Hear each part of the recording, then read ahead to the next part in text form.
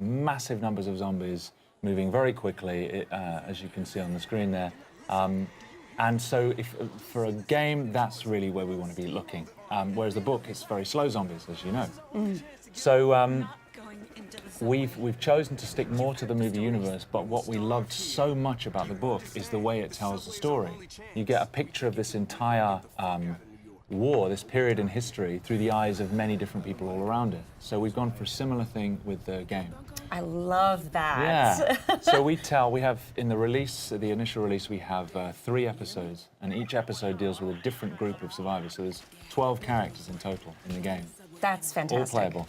And we've got an episode in Moscow, Russia. We've got an episode in Jerusalem, Israel, and an episode in New York City. Oh, it makes me so excited. I have to explain. I'm so excited because these are very, very pivotal moments in the book that take place in the places you've mentioned. Yeah. So I'm really looking forward to seeing what you've set in those locations. Cool, good. Now this game is 4-player co-op. Yes. And anytime that something else has a byline that's similar to another game, it gets compared to it. So Left 4 Dead 2, or Left 4 Dead and Left 4 Dead 2, the series, is also 4-player co-op with zombies and that kind of stuff. Yeah. Tell us the difference that this game makes. You've mentioned the similarities, 4-player co-op and zombies. Yep. Beyond that, we've gone a very different direction. As I've already said, we deal with massive numbers of zombies in this game. So you'll be facing 500 at a time, with just 4 of you holding out against them. It's third person as well. And it's more of there are strategic elements to it which are completely new to the zombie genre. So when you're facing these zombies, you're going to have the opportunity to build up defenses from scavenged defense kits that you find lying around. And you've got limited resources, so you can't just build whatever you want. Okay. So you've got to think on your feet, grab what you have, and then place it around the environment as best you can. And then grab heavy weapons and just face massive numbers as they come pouring in. Some environments are closed, and so you want to use them in a certain way. Other environments, there's a scene in Moscow, a huge frozen river right outside the Kremlin, completely undefendable, and you've got to do what you can to hold your ground. So what kinds of and weapons? no pills in our game. No pills? Yeah. How about puke? Yeah, no comment. There might be some puke. What kinds of weapons can we expect to be using in this game? We have really gone for it with the weapons. There's a huge number. You've got 3 classes of weapons. You've got your primary, your secondary, and your heavy. Primary weapons, we've got something for everybody. We've got assault rifles, we've got shotguns, we've got sawn-off shotguns, we've got crossbows with exploding tips, no less. And we've got SMGs, a variety of different of those weapons. Secondaries, we've got silenced pistols, sawn-off double-barrel shotguns, and then heavy, we've got rapid-fire combat shotguns, RPGs, heavy machine guns. We've gone for as much as we possibly can. You actually, with your cadence, your speech pattern, and your accent, you sound like you could be a nefarious weapons dealer. You opened the trunk and you were just listing off all the stuff you have for sale and stuff. Yeah. Nice work. Have you seen that scene in Taxi Driver where he goes to buy a gun? He's like, "It's a very nice gun. I got this gun. I got this." That's me now. Nice. All right. I'll be Travis Bickle. Okay.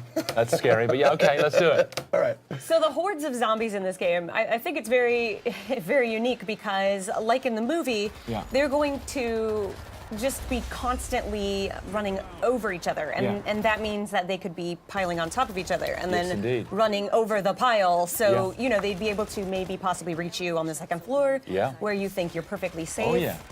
So I think that's a really interesting thing to bring to this genre, especially. I mean, we're pretty much getting used to fast zombies. You can see right there, they're actually pyramiding up now. There it is. Oh my God. And climbing the walls. To me, that is terrifying. If I was playing this game, I don't know. Well, it's great because the guys have put such an enormous amount of work into the physics system that governs those zombies and how they move. And so you're never safe anywhere. There's nowhere to hide. They will climb the walls, they'll climb over buildings. And actually, when we were designing the zombies, we put a lot of thought into the psychology of the zombie. Because, of course, they have no fear. They're not like another enemy where you can break their morale. They're not afraid of their own, they're not afraid of injuring themselves. So if they see you, they will throw themselves from the rooftops. They will climb through burning cars. They'll do anything to get to you, and they won't stop. No, that's one of the awesome things that we're talking about. before we got on stage here was the zombie AI and how they work and stuff like that. And I've always liked the idea better of an intelligent or a more like a hunter zombie. Also, can we call them Zeeks? We can call them Zeeks. By the way, zombies are sometimes called Zeeks in this game and in the books and the movies and stuff. So let's call them Zeeks from now on. You heard it here. Anyway, no, I love that the idea of hunting. Like they're trying to eat you for food or trying to procreate, which are like the two basis instincts of any living thing. There's no zombie procreation in our game, I'm afraid to say. Oh, really? Yeah, I'm afraid there's. Oh, that's what I meant. I didn't mean like making love. Okay. I meant like biting and turning. Transmission. Okay. That's what I meant. Okay, right, I see. Okay. Get your mind out of the gutter, man. Come on. Like, what can I do? Oh my goodness. No, do they? Because it looks like they flow like a ant hive. Yes. Or ant hive. Ant colony. Yeah, there you go. an ant colony, yeah. An ant hive, whatever. Yeah, sure. Let's make some metaphors. Sure. But yeah, it looks like they like work like that. Like they swarm. They're not just 500 kind of independent individuals. They respond as a swarm, and so they will move and flow, not just with. I mean, when they see you, they'll move towards you the best way they can. But if there's a wall in the way, they'll pyramid up and try and get over the top of each other and over the edge. But also, a lot of them, if you shoot them and they collapse in front of you, the ones behind will just trample over the top of them. Just to get to you. Exactly, just to get to you. And I can tell you, when you're standing there and the only thing you've got is you've run out of primary ammo and you've just got your silenced pistol and you've got 300 zombies coming towards you, it's pretty damn scary. Yeah.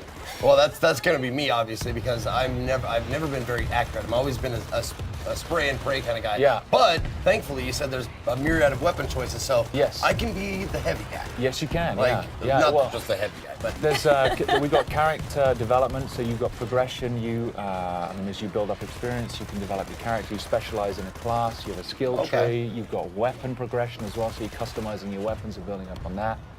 So there's just so much room for growth in the game. Can you tell us more about the characters? Are these player created or are these specific characters that you've written? Yeah, so we've written these characters. We've put a lot of thought into their backstories.